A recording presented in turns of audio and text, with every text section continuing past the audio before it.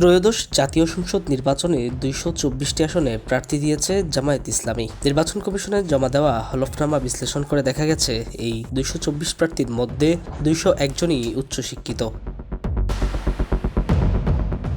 জামায়াতের প্রার্থীদের বড় একটি অংশ স্নাতক ও স্নাতকোত্তর ডিগ্রিধারী, এমনকি পিএইচডি ডিগ্রিধারী প্রার্থী রয়েছেন অন্তত 10 জন। হলফনামার তথ্য অনুযায়ী জামায়াতের প্রার্থীদের মধ্যে এইচএসসি পাস 7 জন, এসএসসি পাস 5 জন এবং মাধ্যমিকের নিচে শিক্ষাগত যোগ্যতা রয়েছে মাত্র 1 জনের। দুজন নিজেদের স্বশিক্ষিত বা স্বাক্ষর জ্ঞান সম্পন্ন হিসেবে উল্লেখ করেছেন।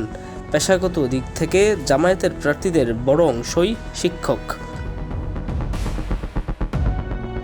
২২৪ প্রার্থীর মধ্যে ৭৫ জন শিক্ষক বা সাবেক শিক্ষক। এর পাশাপাশি ৬৯ জন ব্যবসায়ী, এছাড়া রয়েছেন আইনজীবী, চিকিৎসক, কৃষক এবং চাকরিজীবীরাও। সম্পদের হিসেবেও উল্লেখযোগ্য তথ্য উঠে এসেছে হলফনামায়। জামায়াতের প্রার্থীদের মধ্যে ১১২ জনের স্থাবর ও অস্থাবর সম্পদের পরিমাণ ১ কোটি টাকার বেশি।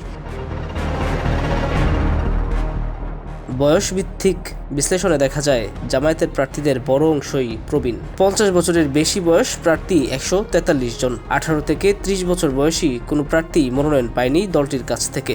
সবচেয়ে কম বয়সী প্রার্থী কুষ্টিয়া ৩ আসনের আমির হামজা। হলফনামা অনুযায়ী তার বয়স ৩৩ বছর ২ মাস।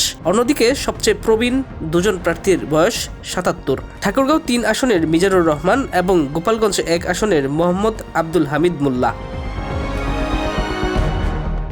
নির্বাচন কমিশনের তালিকা অনুযায়ী আগামী ১২ ফেব্রুয়ারি অনুষ্ঠিতব্য নির্বাচনে দাঁড়িপাল্লা প্রতীকে ২২৪ আসনে ভোটের লড়াই রয়েছে জামায়াত ইসলামী। তবে জোটগত সমঝোতার কারণে কিছু আসনে প্রার্থীরা সরে দাঁড়াতে পারেন, যদিও তাদের নামে ব্যালট থাকবে।